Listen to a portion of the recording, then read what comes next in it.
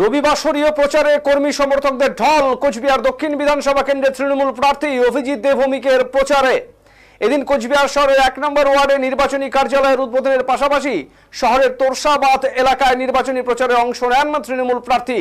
তার সাথে ছিলেন অগণিত কর্মী সমর্থক। এদিন প্রচারের সময় শিশুদের হাতে চকলেটও তুলে দিতে দেখা যায় তাকে।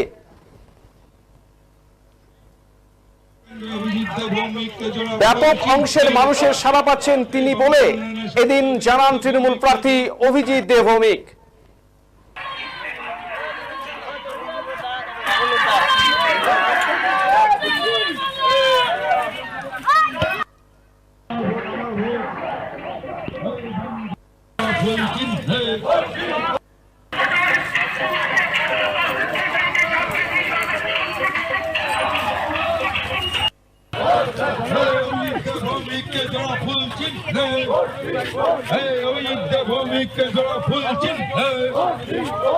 वंदे मातरम।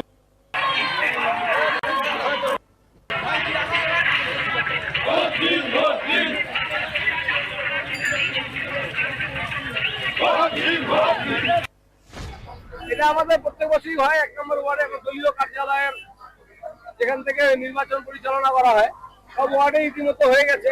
এই ওয়ার্ডে একটা পার্মানেন্ট অফিস আছে ছোট, সেটা তাই নির্বাচনী কার্যালয় বড় করে করা হয়।